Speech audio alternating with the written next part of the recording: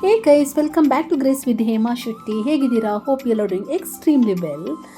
Guys, ಇವತ್ತು ನಾನೊಂದು ಸ್ಪೆಷಲ್ಲಾಗಿ ಬ್ರೆಡ್ ಆಮ್ಲೆಟ್ ಹೇಗೆ ಮಾಡೋದಂತ ತೋರಿಸಿಕೊಡ್ತೀನಿ. ನನ್ನ ಓನ್ ಸ್ಟೈಲಲ್ಲಿ ನಾನು ಮಾಡ್ತೀನಿ. ಒಬ್ರೊಬ್ರು ಒಂದೊಂದು ರೀತಿ ಮಾಡ್ತಾರೆ. ತುಂಬಾ easy, quick and simple recipe. ನಾನು ಹೇಗೆ ಮಾಡ್ತೀನಿ ನೋಡಿ. ಸೊ ಫಸ್ಟ್ ಆಫ್ ಆಲ್ ಒಂದು ಬೌಲ್ ತೊಗೊಂಡು ಅದಕ್ಕೆ ಸಾಲ್ಟ್ ಮತ್ತು ಅರಿಶಿನ ಹಾಕಿ, ಸೊ ಅದಾದ ನಂತರ ಮಿಕ್ಸ್ ಮಾಡಿ, ಆಯಿತಾ.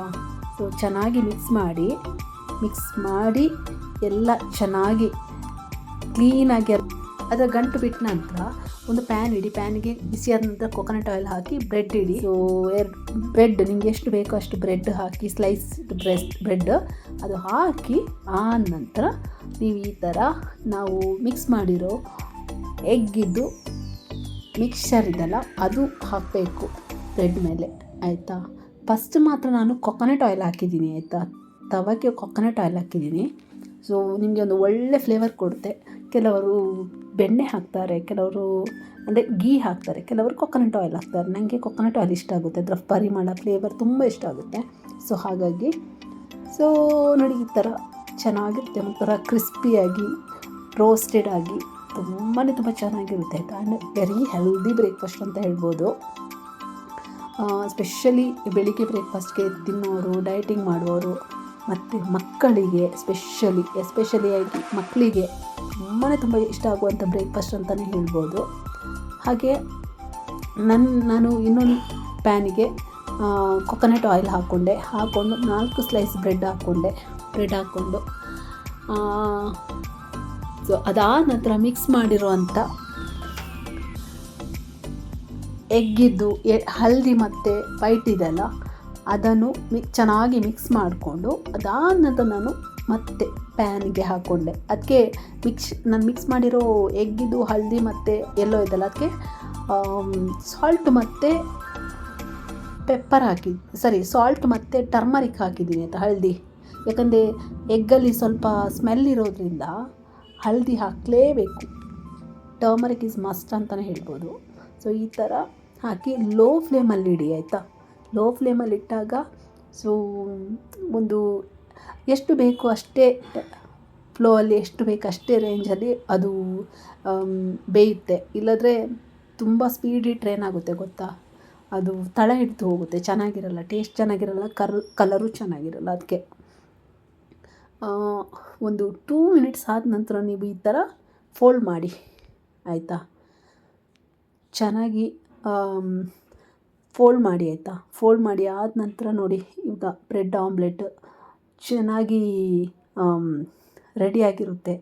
ತಿನ್ನೋಕ್ಕೆ ಸಹ ಎಷ್ಟು ನೋಡೋಕ್ಕೆ ಕಲರ್ಫುಲ್ ಆಗಿದೆ ಅಲ್ಲ, ತಿನ್ನೋಕ್ಕೆ ಸಹ ಅಷ್ಟೇ ಟೇಸ್ಟಿಯಾಗಿರುತ್ತೆ, ಆಯಿತಾ. And very one of the healthiest breakfast ಅಂತಲೇ ಹೇಳ್ಬೋದು.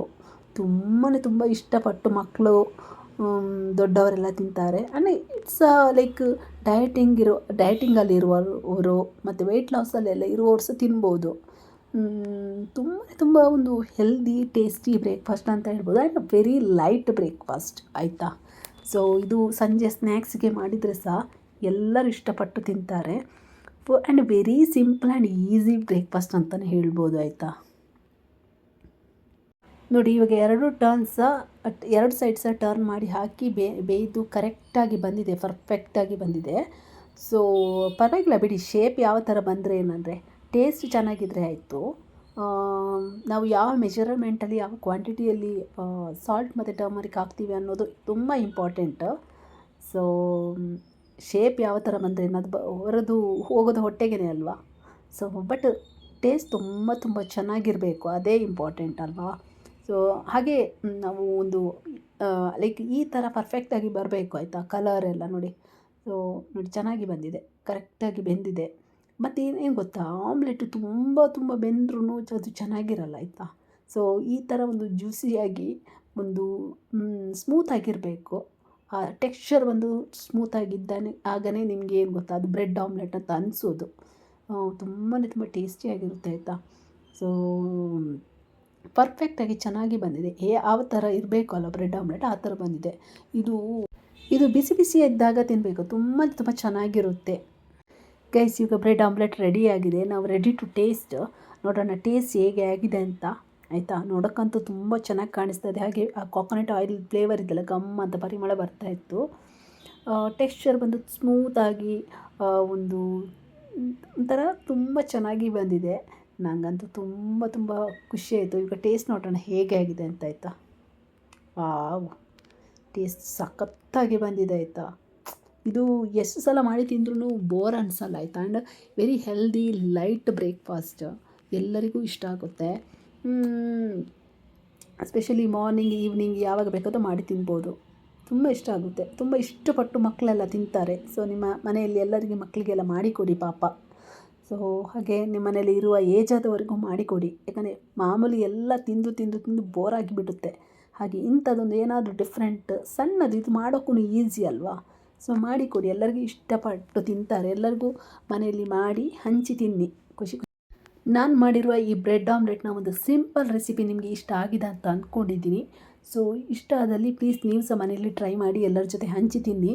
ಸೊ ಡೆಫಿನೆಟ್ಲಿ ಎಲ್ಲರಿಗೂ ಇಷ್ಟ ಆಗುತ್ತೆ. ಈ ಒಂದು ಸಿಂಪಲ್ ಬ್ರೆಡ್ ಆಮ್ಲೆಟ್ನ ರೆಸಿಪಿ ಟ್ರೈ ಮಾಡಿ, ನೀವು ಸಹ ಮಾಡಿ ಹೇಳಿ ಹೇಗೆ ಬಂದಿದೆ ಅಂತ. ನಾನಂತೂ ತುಂಬ ಎಂಜಾಯ್ ಮಾಡ್ಕೊಂಡು ತಿಂದೆ. ಸೊ ಇಲ್ಲಿಗೆ ನಾನು ಈ ವಿಡಿಯೋ ಎಂಡ್ ಮಾಡ್ತೀನಿ. ಐ ಹೋಪ್ ನಿಮಗೆ ಈ ವಿಡಿಯೋ ಇಷ್ಟ ಆಗಿದೆ ಅಂತ ಅಂದ್ಕೊಂಡಿದ್ದೀನಿ. ಇಷ್ಟ ಆದಲ್ಲಿ please it like, share, comment and subscribe my YouTube channel. ಇನ್ನೊಂದು ಹೊಸ ವೀಡಿಯೋ ಜೊತೆ ತಿಳಿಸಿಕೊಂಡು until then see take care, bye bye. Thank you so much for watching. Lots of love.